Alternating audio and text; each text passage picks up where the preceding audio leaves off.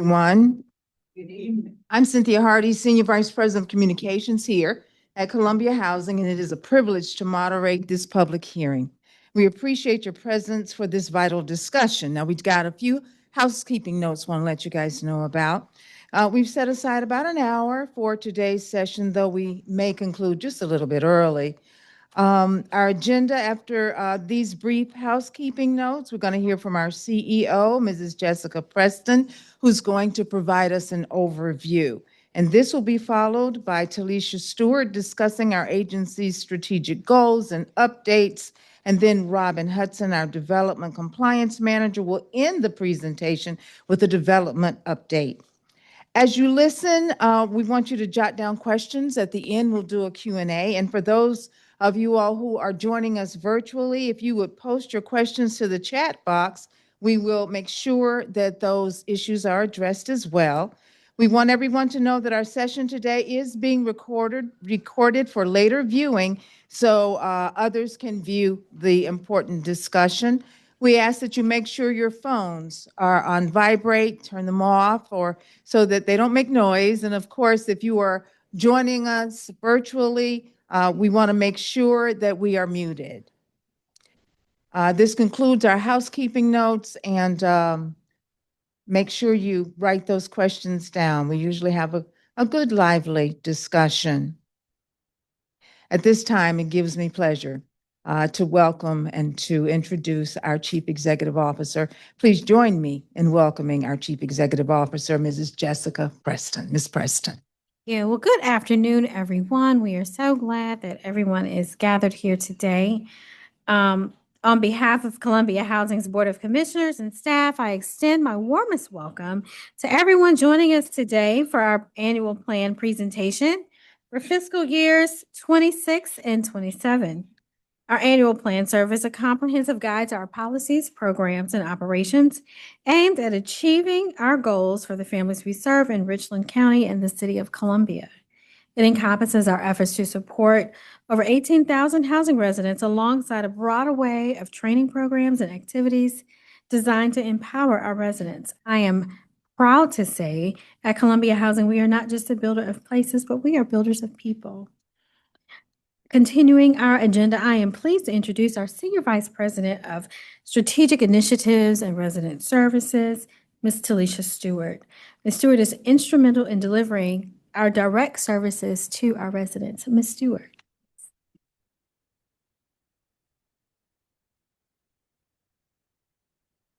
Thank you, Ms. Preston. I've been looking forward to today's annual plan public hearing. It is exciting to present Columbia Housing's strategic goals that we've accomplished for our 2025-2026 fiscal year, and also to highlight some of the other successes and also the things that we're planning to do for 2006-2007. It is very exciting to see so many of you guys sitting here in our audience and join us online and seeing your interest in the great things that we're doing here at Columbia Housing. At the conclusion of today's presentation, you will have an opportunity to ask any questions that you may have about the things that we discussed today during this presentation. Thank you.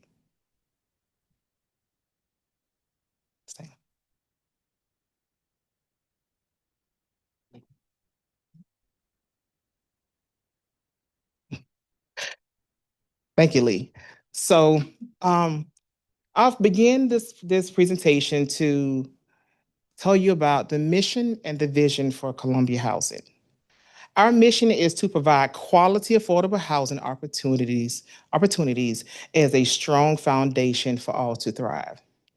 The vision of our organization is to be the leader in providing housing opportunities for the community we serve by leveraging strategic partnerships. Next slide, please. So today you are joining us for our 2026-2027 annual plan public hearing. This is a process that we undertake each year, and there's certain steps that we must partake of during this process. So we began this process for our public comment period, which was February the 10th through March the 27th. During that time frame, we met with some of our resident leaders and we unveiled our plan and our future activities to some of them to get their input on the activities we're proposing to do for our next fiscal year. Today, you are joining us for our public hearing, followed by we will conclude our plan with presented to our board, and we will begin our fiscal year July the 1st, 2026. Next slide, please. So today we're going to talk about what has Columbia Housing accomplished. We're going to have a discussion around our organization. What are things we are doing as an organization? What are some of the things, successes of the housing changes that we're doing? But also, what are the things we're doing to support the people who are most important to the Housing Authority and our mission and our purpose? Next slide, please. So I'm going to start by talking about who does Columbia Housing serve? A lot of people know that we serve persons who are in our voucher program and our public housing program, but they don't know about some of the other programs that we have at Columbia Housing, such as we have project-based vouchers, which there are 823 households under that program. We have 414 special vouchers for persons who are homeless vets, and this is done in a partnership with our local VA hospital. We have 58 housing assistance for persons who are chronically homeless, which are persons who have been homeless for at least a year or more, who have some type of disability. We have 146 families who live in some type of non-subsidized housing that's owned by Columbia Housing or a nonprofit affiliate. Most recently, we received 52 vouchers for youth who were in foster care who are homeless or at risk of being homeless. And of those 52 vouchers, we've already leased up 50 of those vouchers. We have 80 housing choice voucher homeowners. So these are individuals who are former renters who've used their vouchers to become first-time home buyers. And we assist them with their mortgage payments each month with our housing subsidy. And finally, through a partnership with the City of Columbia, we have 79 households for persons who are diagnosed with HIV and AIDS through our HARPA-funded programs. Next slide, please. So in 2025, when we worked on our 5-year plan for Columbia Housing, we established 5 strategic goals that we would focus on for our annual plans. First goal is around housing, which we will implement an asset repositioning strategy for properties that foster quality, affordable housing options for the citizens of Columbia and Richland County. The next goal is around people. We will expand resources and services that enhance the quality of life opportunities for our residents and the program participants.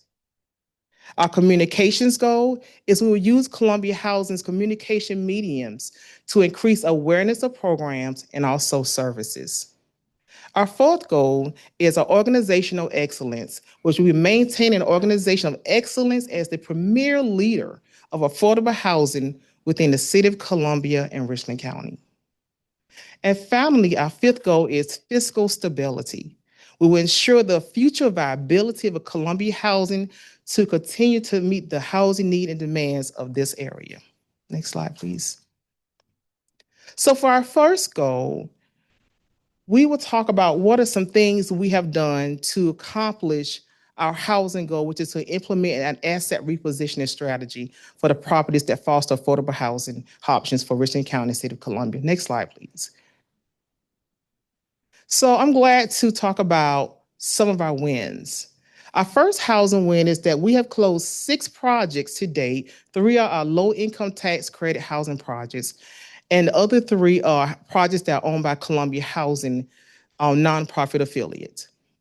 We've secured financing from South Carolina State Housing for a small rental development project that would be a 24-unit project over in the former Columbia Apartment site. We've utilized 823 project-based vouchers to support the development of 5 communities, which allow us to maintain affordable housing for our residents. We relocated all of the residents out of Latimer Manor community and began relocation in Doral Randall.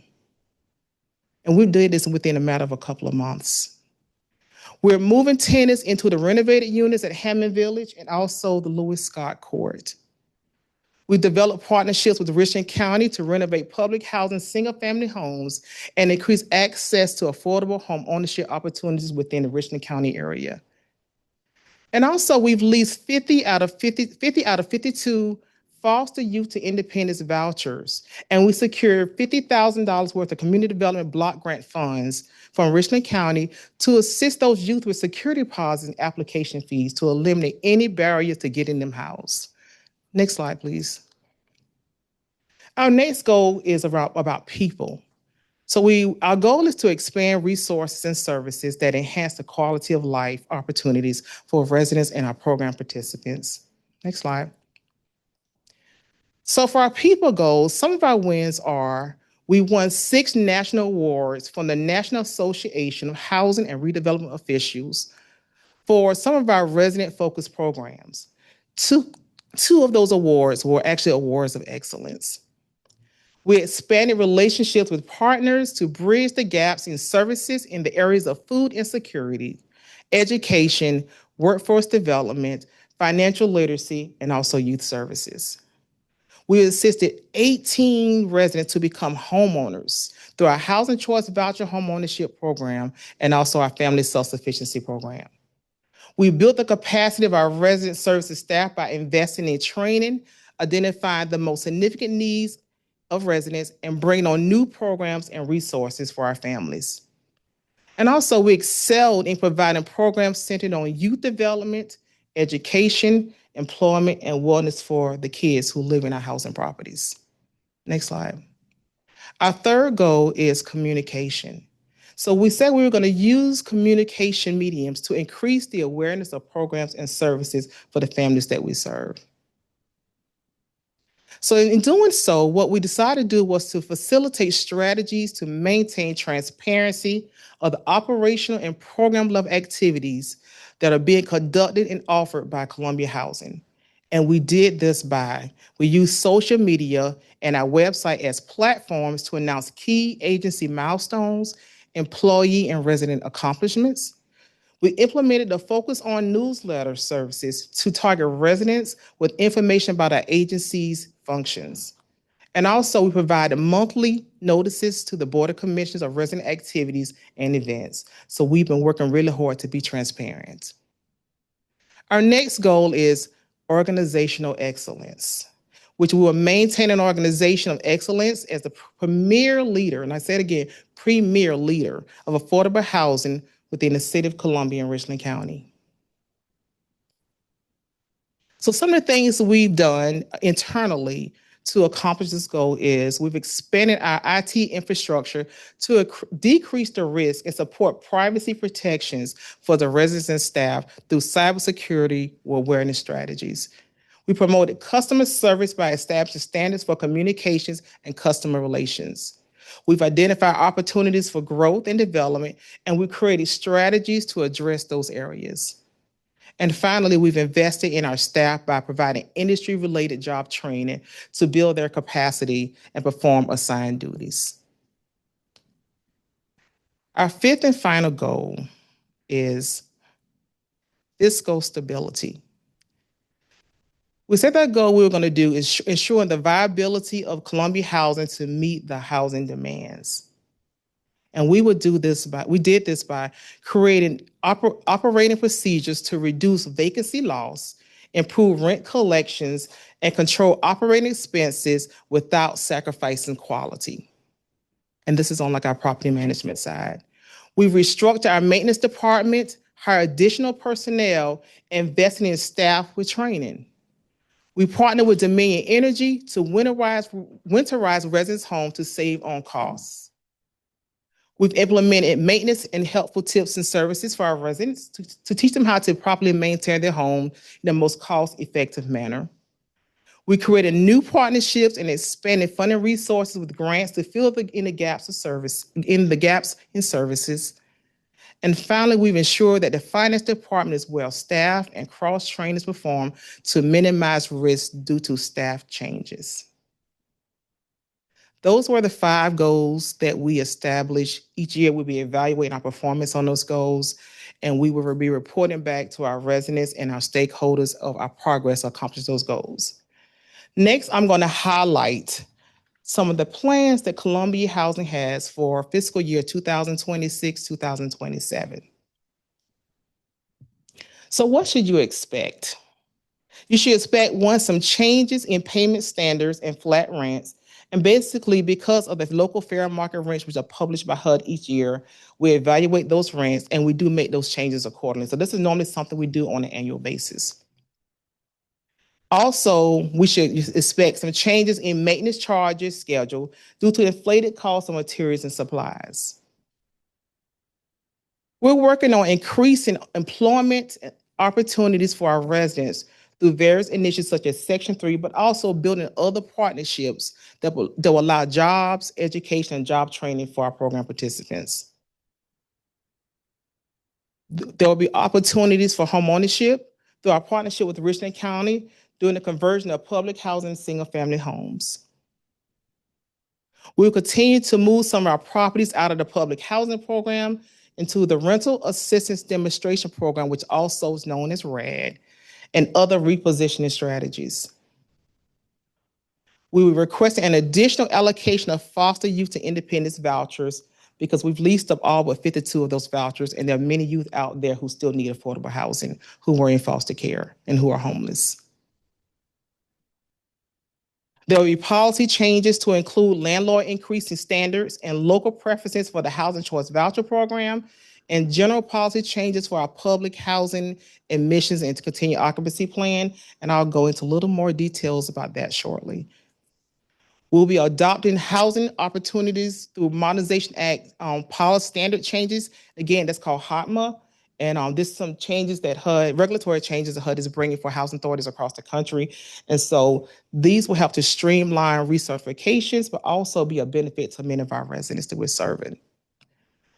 We will also be adopting Inspire inspection standards for all of our programs, not just our public housing program, which we currently do Inspire inspections for, but our voucher program, our project-based voucher program, and also our continuing care program, as well as HOPWA. Our missions and continued occupancy changes will reference HUD's final rule based upon citizenship. And so we'll be making changes to our policies regarding citizenship and occupancy with Columbia Housing. And also we changes in implementation of possible changes in the implementation of work requirements and term limits for non-elderly disabled households if HUD makes the proposed rule final. So basically, there is a proposed rule out there from HUD where they are possibly giving housing authorities the opportunity to set work requirements of no less than 40 hours a week, but also occupancy requirements of no less than two years of housing and subsidy assistance. Again, this is a proposed rule. HUD is accepting public comments right now, so it is not a final rule yet. But if it does become a final rule, we will be looking at as a possibly policy change for Columbia Housing. But there'll be more information about that as we move forward and when it's forthcoming.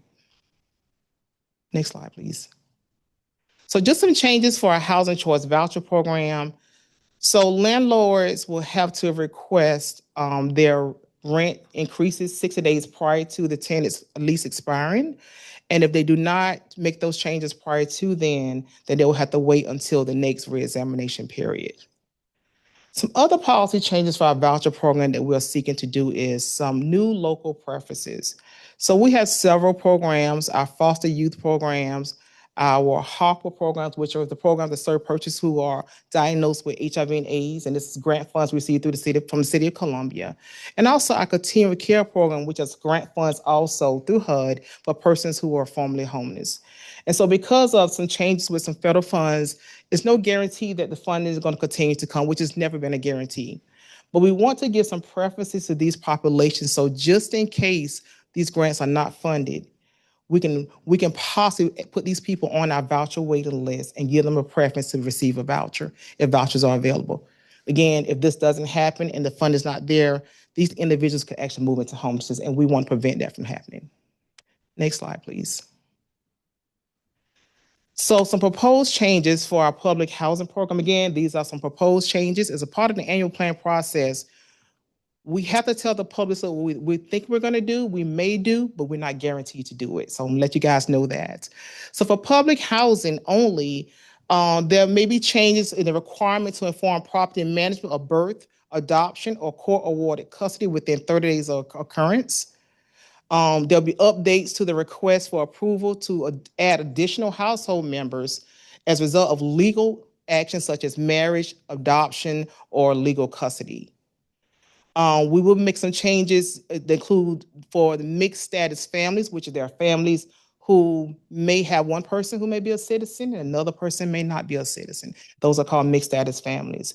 And so initially HUD allowed housing authorities to have mixed status families, but also they will limit what the subsidy support for those families. So there has been some regulatory changes regarding that since then. And so this will be some forthcoming policy changes that we're looking into. We'll update policy regarding the status of absent family members. And again, those are persons who may have gone to college or who may have gone to the military.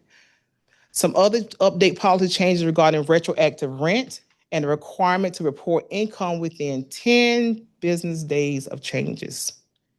And finally, for public housing, policy changes to include tenant obligations to report a disruption in utility services within 48 hours. Next slide, please. So the last set of changes that we're going to talk about is those related to HOTMA, which is a HUD regulation that allows us to kind of streamline our recertification process. And it makes it a lot easier on staff to manage the housing assistance as well as our residents. That way they can get released in areas that become hardships for them. So we are, again, as I mentioned earlier, looking at adoption of Inspire standards for all of our programs. And that is the inspection standards that they have to make sure our units are habitable. Also, we will allow self-certification of net assets estimated at or below $50,000. So they won't have to necessarily provide documentation to us. And when I say they, I mean our residents. The total assets cannot exceed $100,000 and cannot own real estate suitable for occupancy. Again, this is for persons who are living under our assisted housing program.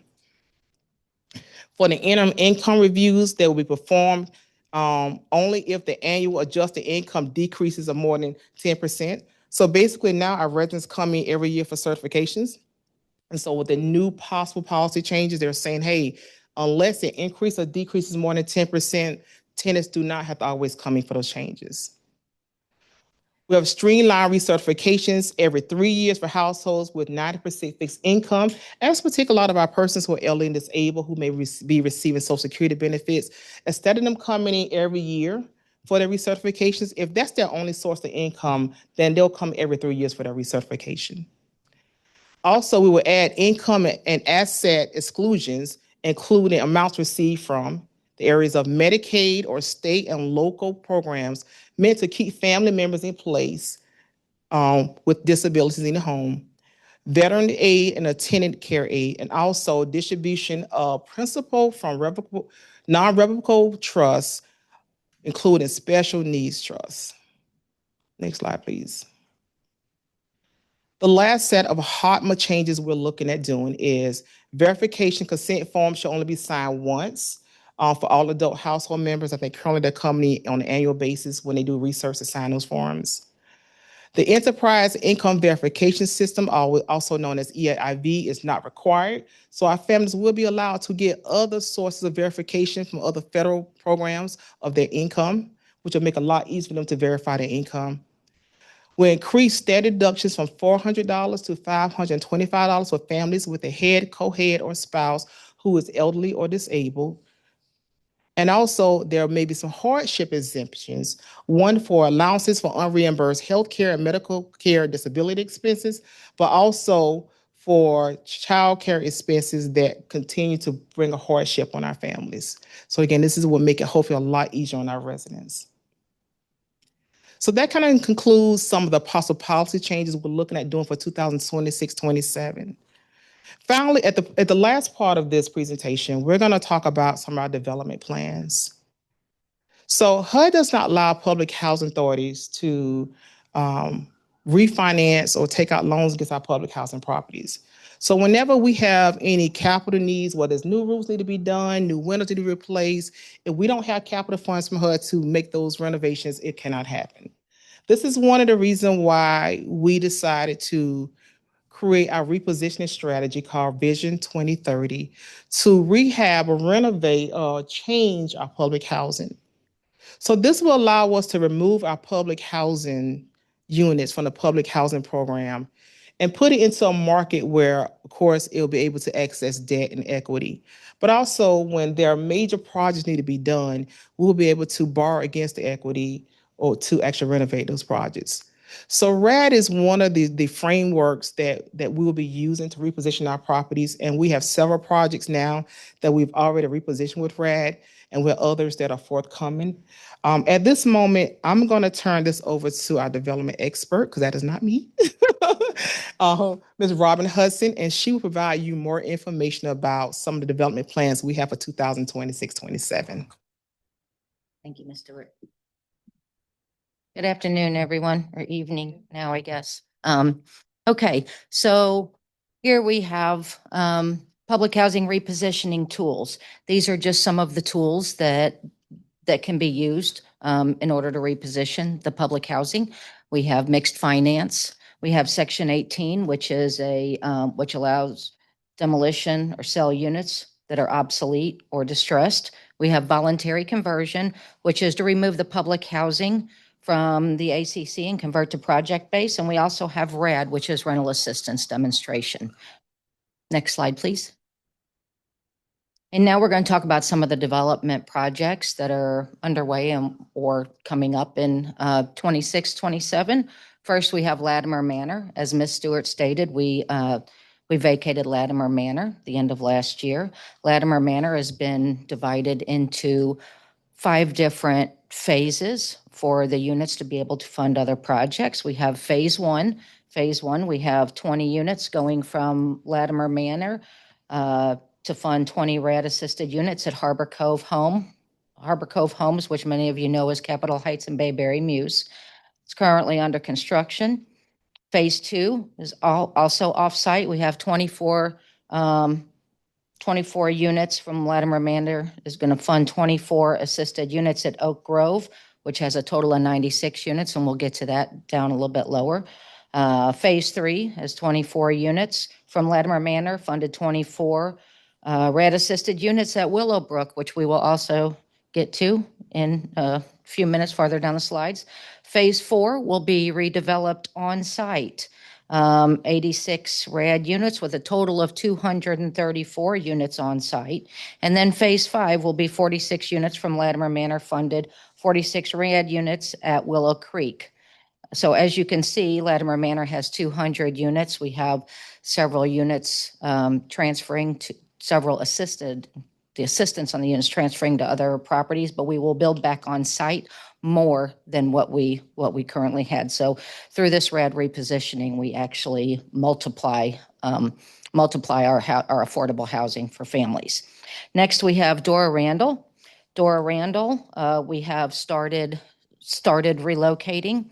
Dora Randall started vacating Dora Randall. Dora Randall will be a demolition.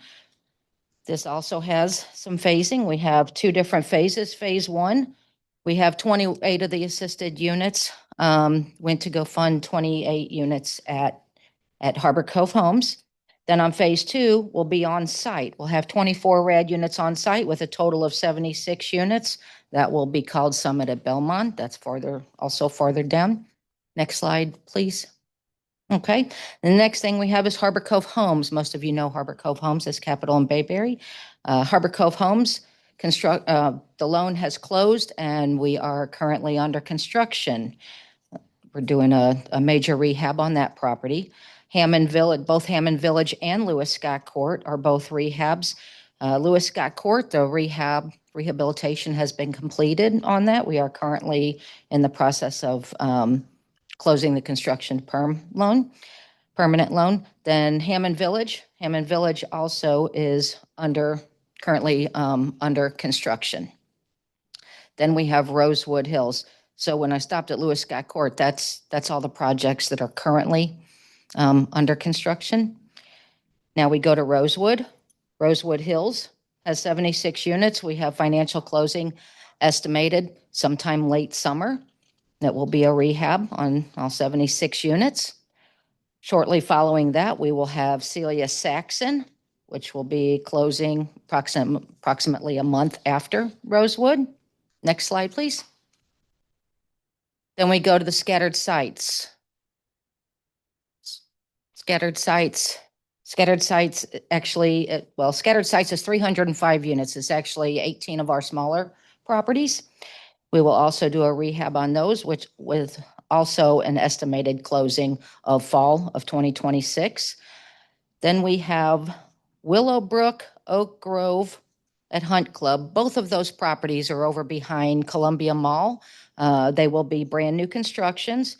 These are a couple of the properties that had some of the transfer of the assistance, the funded units.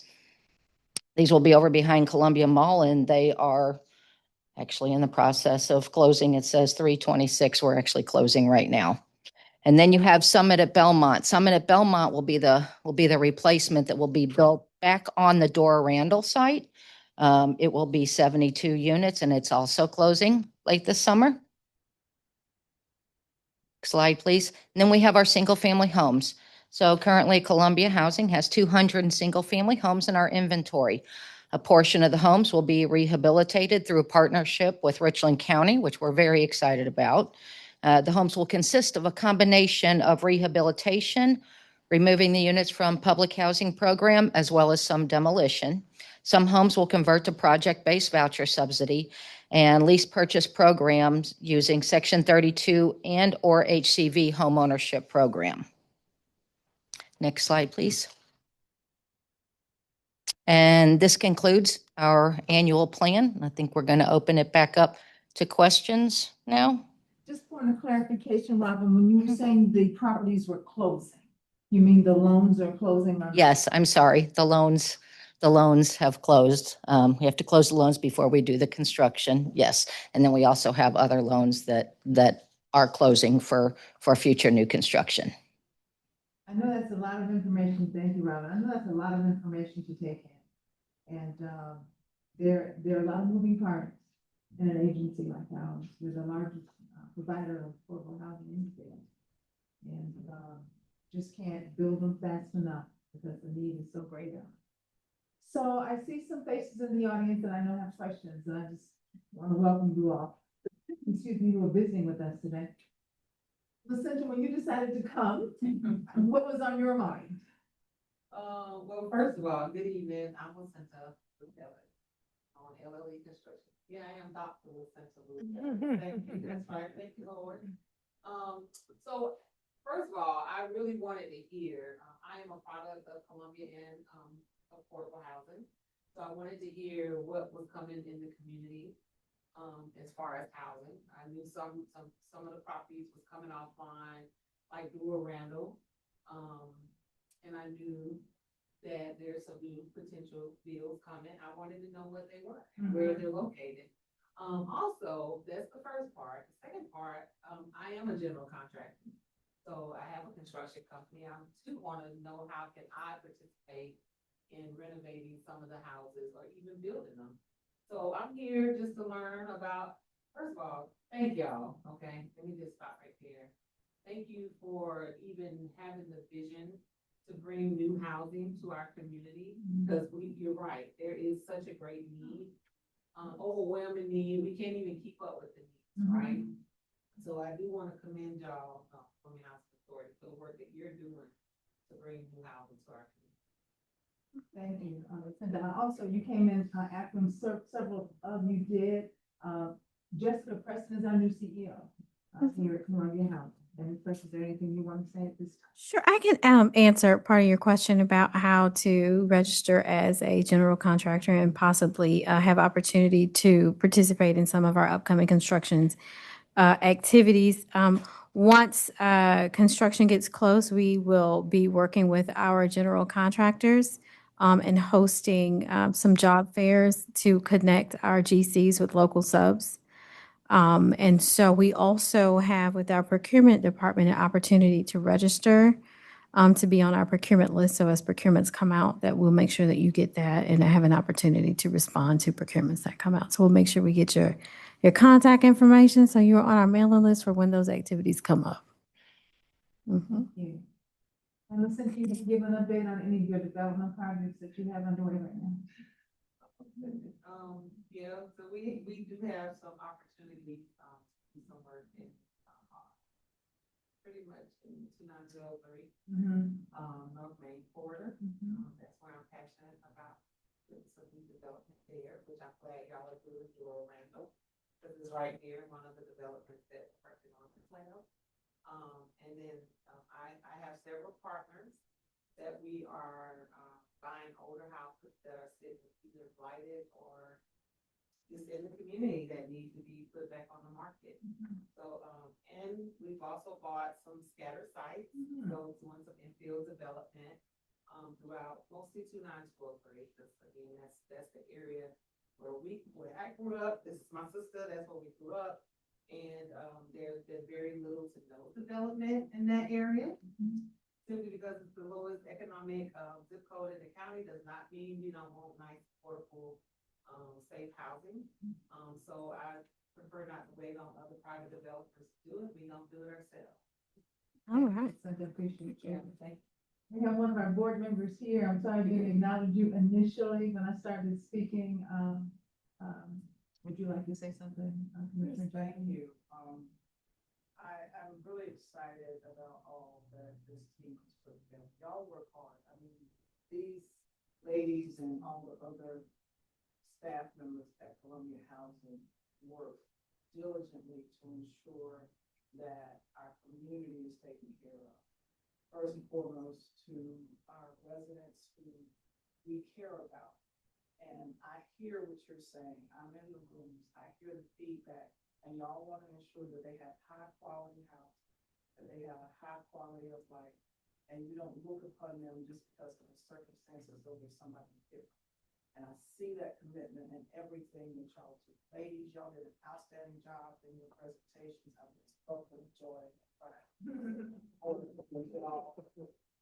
For a leader who doesn't need to be behind the mic and who puts her staff up front, with Cynthia leading the charge of communication, you ladies leading the charge, and just letting the gems and jewels that we have within our teams be seen. So I thank you as our new leader for doing what you do and being willing to come. So thank you. Thank you as well. So that's All right. Thank you, Commissioner. Other questions about some of our plans and things that we're gonna do? You got anything, Ms. Caldwell? It's still to say thank you. Okay. And I don't know if it was in the plan, but I'm sure some people are curious. Can y'all update this community might not be less on the ABC project? ABC project is currently in the financing phase, and we are waiting to hear from the State Housing Finance Agency if our tax credit application will be funded, and that is where the project is at the moment. What's going on, what's going on, what's going on? And we are, Mhm. but there are rules and regulations and things that we have to go through, the steps that we have to follow. So we're doing those things and patiently waiting for the things to make approved. So Do you think sometimes people think the federal government gives us money to build like that? People may think that, but that is certainly not the case. I think if they were handing out bags of money, we would have everything already done. In fact, it's quite the opposite. Our federal resources continue to dwindle. And so in order to build new construction, we have to look at alternative sources of funding. The principal vehicle for financing affordable housing is the Low-Income Housing Tax Credit Program. And that program is a program that is technically under the IRS. It is administered by the state. And here in South Carolina, it's our state housing finance agency that administers it. And it's a very limited resource. And so all the developers in the state, including housing authorities, are all applying for the same little pot of money. And sometimes we have projects competing against each other in the tax credit pool. And so, you know, they only do like 1 or 2 rounds a year. And hopefully you get funded. If not, you got to wait, try again, wait, try again, wait, try again. And so until there is another vehicle of funding that is available, readily available, that's how most affordable housing projects are funded. Yes. Director at Benedict Allen, CDC. Thank you so much for this meeting. I'm learning this area. and it was just mentioned, ABC project. Could you tell me a little bit more, give me a snapshot of what that is? The Allen Benedict Court is the former public housing across the street on Hardin. And so the Housing Authority has been working for a number of years to get that project built. You know, it's not as quick and easy as one would think, particularly since we all go to the state for the same source of funding. And so I think we have put in applications the last 3 years. Let's hope. And so, you know, without money, you can't do a whole lot. And so, you know, outside of HUD providing a significant amount of funding or some other benevolent organization providing a significant amount of funding, then we have to go through the channels that exist. The cost to build is the cost to build. You know, you don't go to Home Depot and say, show me the affordable nail aisle, you know. It all costs the same. And so what makes affordable housing affordable is the debt. So if the least amount of debt you have, you don't have to charge as much rent to cover your debt service. And so what those grants and tax credits and equity allows us is to reduce the amount of debt, which ultimately reduces the amount of debt service that has to be paid, which reduces the rent that needs to be collected to pay that debt service and maintenance and operating expenses. So on a very simplistic level, that's kind of how it works. Your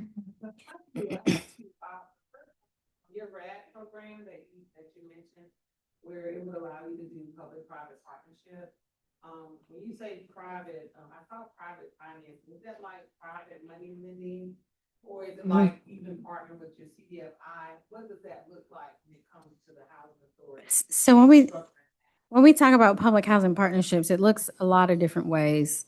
It could be a developer partner, like a private development company that we partner with. And we like to partner with private development companies because if it's a $20 million development, then they carry all the financial guarantees. You know, that's really what they bring is the financial guarantees. So we don't have to carry those. If it's something that we self-develop, we will get an FHA loan through private. It's federally underwritten, but you go through private lenders to secure those FHA secured loans, and every combination in between. And then, no, maybe about a month ago in the paper that the Columbia Housing Authority would be selling a lot of your property. I mean, it even had like a whole list of them.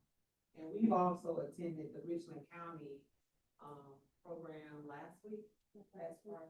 Yeah, where they're saying they're partnering with you all, which I saw on the slide, and rehabbing the housing. But for the properties that you're considering selling, how will that be, not only announced, but how will you proceed with that? I'm just curious, have you come up with a system or process of how you're gonna liquidate those? So the details of the plans are still in the works. Some will be included in our partnership with Richland County. More than likely, we'll work with private nonprofit developers that the county will procure, and we'll work with it through that. We have other properties that typically, if we dispose of a property directly, let's say if it's a vacant property, then we will put it up for, we will solicit bids in the open market. And so anytime we take a property off of the public housing rolls, it's technically called a disposition.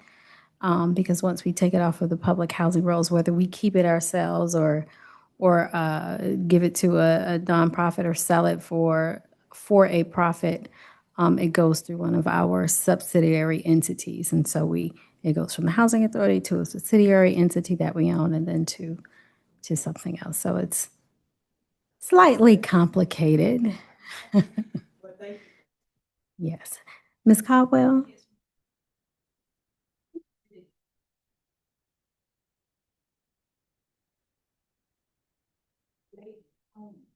And she looking for a one-bedroom house, she moving away from her family.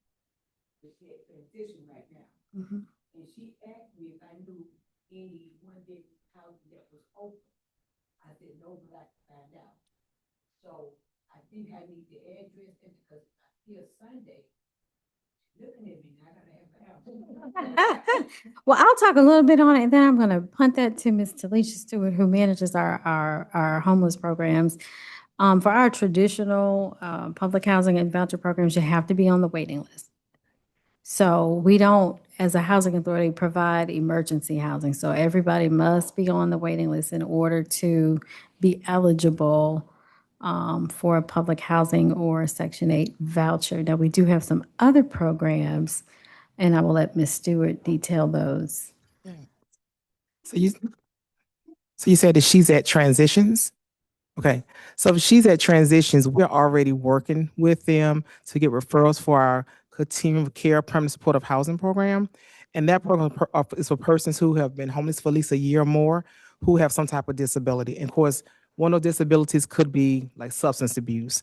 So normally in that program, we have 58 units that we actually sign the lease with a private landlord and we sublease it to the persons who are formerly homeless. We pay the rent for those units as well as all utilities. Whenever there are vacancies in that program, there's a system called the HMIS system. Columbia Housing persons who are homeless, as well as those who are at Transitions, they're put into the system. So whenever there are vacancies, we go into the system and it's a scoring mechanism that we look at to determine if that person's at the top of the list. And so we work with Transitions and some of the other homeless service providers in the county to pull persons from that list. So she is probably more than likely, if she's at Transition, she's in that system. It's just that she may not be at the top of the list, or I think we are fully leased for that program right now. But like I said, if someone move out the program or they're evicted or whatever, or decide to leave, we do look for persons who are homeless, and Transitions is one of our partners. Are there any other questions? With that program, what do you have in place to help those like progress and So again, it's called Permanent Supportive Housing, and it's a HUD-funded program. It's a grant we apply for on an annual basis. And so part of that program is case management services. And with these case management services, it can be everything from mental health counseling, substance abuse counseling, just that one-on-one helping them with different life skills and life function things for those who want to go into the workforce, to help them with those things as well. A lot of times, persons who are in this program come with some type of mental health or physical disability, because again, they've been homeless for a long time on the streets. And so they may not have the capacity at the moment or to be able to go into the workforce. So we try to, at least if that is the situation, kind of stabilize their housing and stabilize them where they are. Now, if there are persons in that program who, again, everybody has to have some type of disability, but who's able to work or want to go to work, they do have case managers. They work with either somebody on my team or USC supportive housing case managers to help them with finding whatever services they need to help them get into the workforce. Mm-hmm. anybody else? I think the community helped y'all. What is it that we can do? Great question. To help with the community? That is a great question. I'd never get that question. Yes. It's usually all about what we can do for the community. Nobody asks me what they can do for us. But on a more serious note, just be supportive of our programs. If there is anything that you see that there is a need, let us know. We are always open to partnerships. Partnerships make the world go round. We can't do it by ourselves. And so that's probably what if you get anybody has a philanthropic billionaire friend that wants I to was about to say money. write us a check, we'll take it. But yeah, that's what you could do to support. Mhm.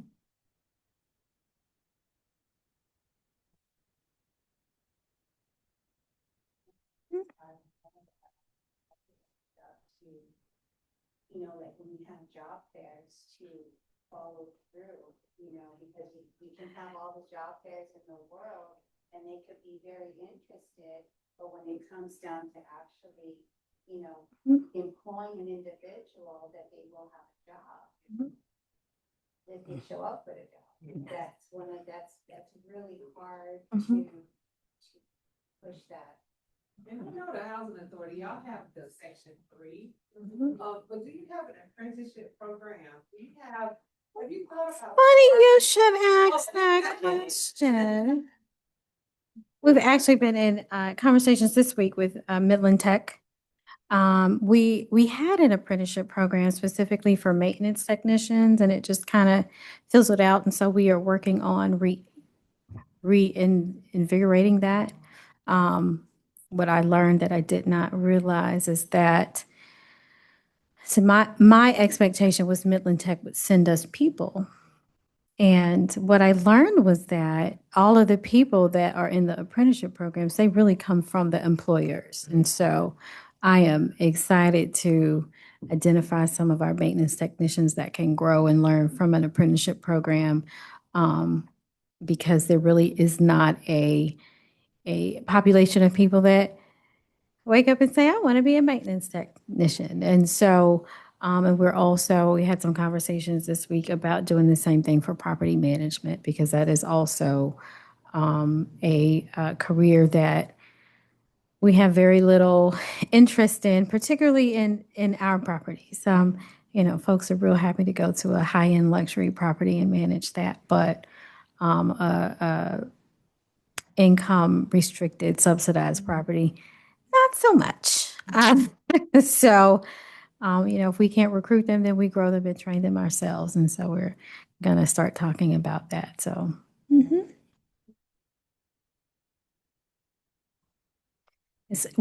participation. We want to make sure that when we have fairs and that when we have employment opportunities, that folks participate. And a lot of times, particularly with our partnership with Midlands Tech, we have a lot of recruitment activities for our residents in particular. And sometimes, we'll have 40 people register and 20 people will show up. We'll have 40 people register and 4 people will show up. And so, one of the conversations that I had earlier this week with staff and Midlands Tech was, hey, if our residents don't want to participate, whoever will come. Because the opportunities are there, and we want to make sure that we serve the community of Columbia and Ridgely County, and we would love for our residents to take advantage of the opportunities that we present, but we can't make them. You see, you can take a horse to water, but you can't make them drink. Oh, but you can't make them thirsty, and a thirsty horse will drink. And those work requirements that are coming up is the impetus that will create a thirst. And we'll be here with some water. So. I do have a question. So for your residents, because I've lived in housing, I've been around people with the house. There's a certain mentality we had at that time. When you're in housing and you start making more money, you get out. What's the word? You can make more money till you no longer qualify for housing, right? So what's the alternative? And just from being in that environment many, many years ago, I would hear my friends say, if I make more money, then I lose my house, where am I gonna live? So from that perspective, if you have a program, they're able to get a great job, making more money, what does that do for their housing? So that's an interesting question, and it's really a mindset question, because from the regulation perspective, the goal is self-sufficiency, right? The goal is that you don't need subsidy. The goal is for subsidy to be temporary and not a permanent situation. And so the thought process that our regulators had when they created these programs, that as your income goes up, then your rental responsibility goes up. And if it goes up to the point to where you no longer need subsidy, then instead of seeing that as a punishment, you should really see it as something to celebrate, because now, ideally, you can afford rent in the open market, which allows another family who does not have the resources that you have been able to gain to come in and to use that same opportunity. And so where do they go? Hopefully they buy a house. Hopefully they find a unit on the open rental market and become a part of the general renting population. And And it is a mindset because the majority of Americans and folks don't have any kind of subsidy. So they gotta get it how they get it. And so, if you are lucky enough to be on subsidy, it's, it is a blessing, but it's also not meant to be permanent. It's meant to be for a period of time to allow you to increase your income. And so if you're able to do that, that is the point. So the alternative is to embrace a new reality, and to go for it and prosper. It's scary. You know I was about to say that, right? It is. I didn't know, but it is scary. It is. The off-market rent is out of this world right now. It is. It's crazy. And so what we are doing is working on, part of our redevelopments have a workforce component. The interesting thing about the public housing and the voucher program is initial applicants, I can't think of the percentages right now, but 70 or 80% of all initial applications are all initial move-ins, folks that we pull off the waiting list, have to be below 30% of the area median income. So it really is for the very, very, very low. And so our workforce housing provides housing for families between 80 and 120%. Because at 80%, that's the maximum income you can have and get on public housing or voucher. Now, you can have 30 and work your way up to 80, but you can't have 80, more than 80. And so it provides housing for that, not quite there. That middle class, you make too much to get help and not enough to not need it. And so many families fit into that category. They make too much to qualify for our programs and don't make enough to really make it without it. And so, unfortunately, the feds haven't come up with a subsidy program for that intermediate. So it's the workforce housing that hits that population. And so the demand far outpaces the resources.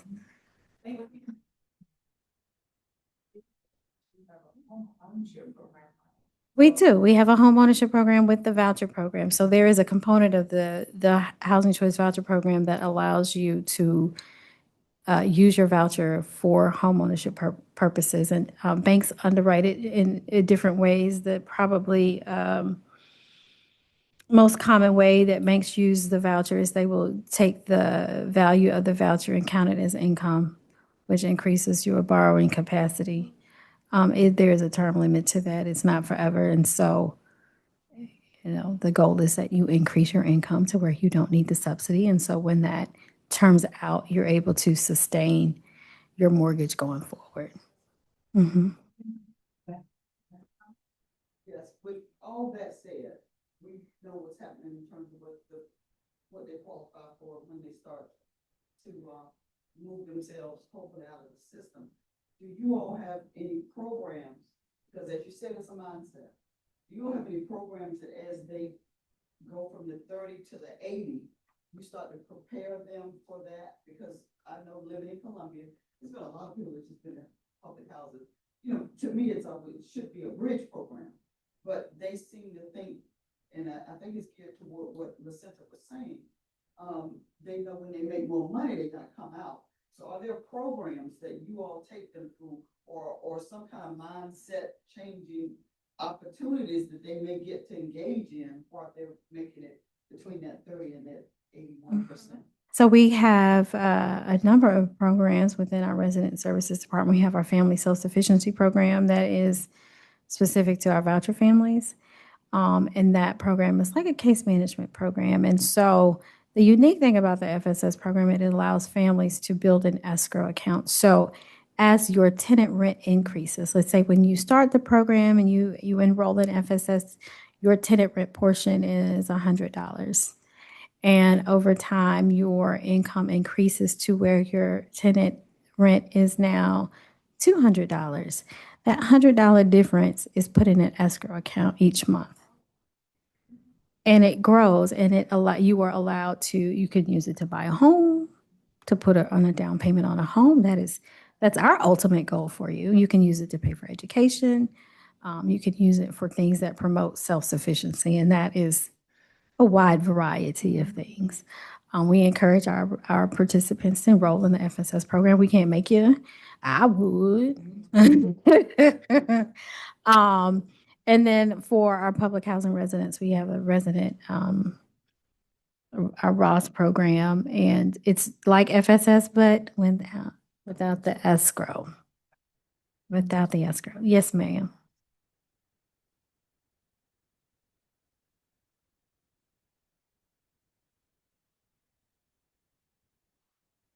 We're going to limit a person getting that subsidy to Mhm.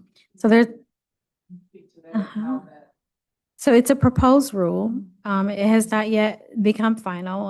All industry indicators indicate that it will.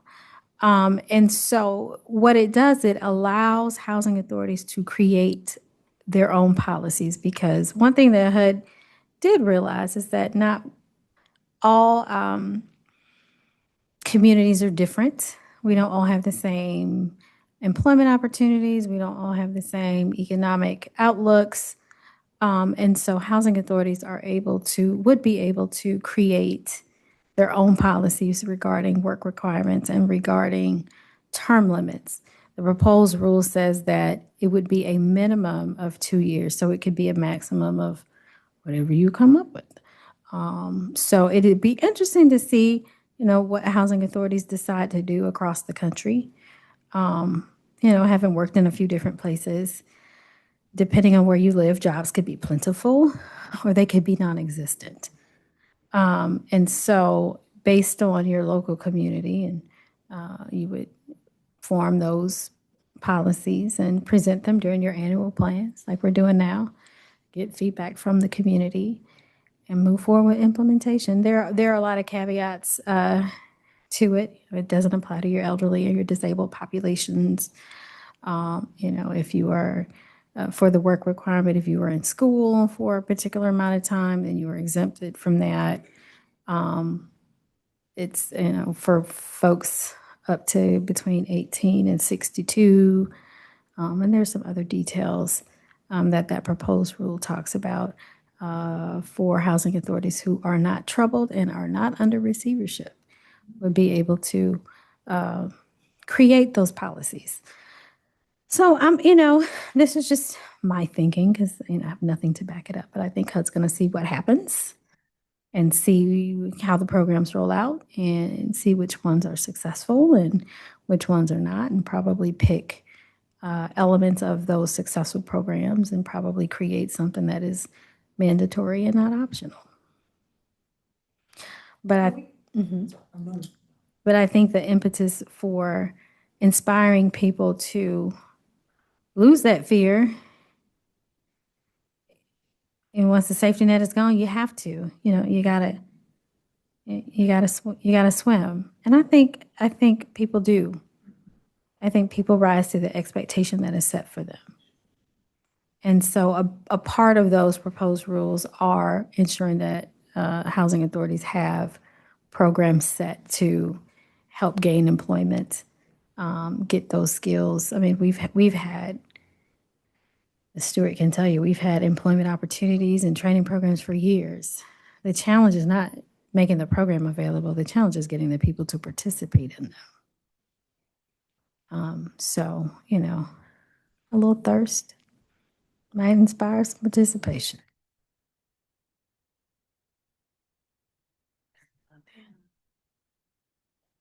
It's a little biased to wanting more women, because I'm a senior project manager, more women to come into the industry, the construction industry.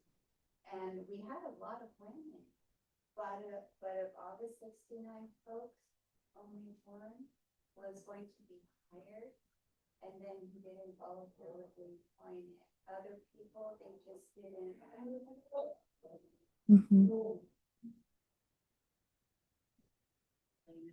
They filled out applications on site, so it was a little disheartening. Found out that not too many people actually really responded after the fair.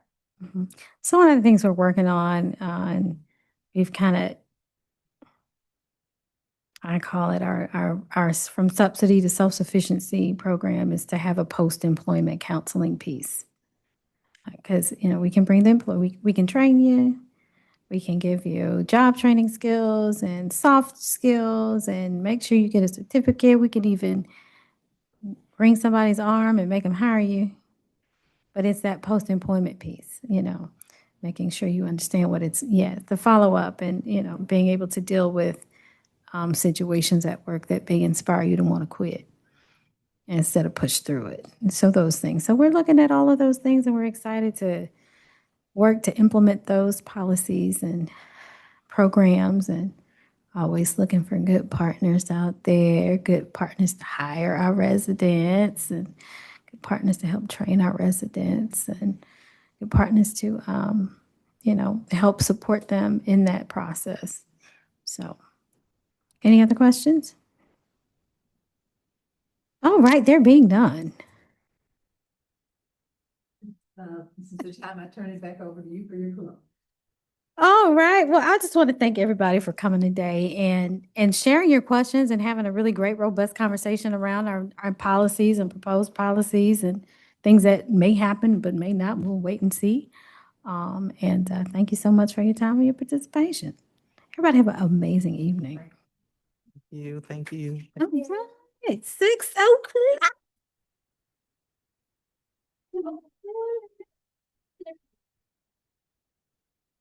No way.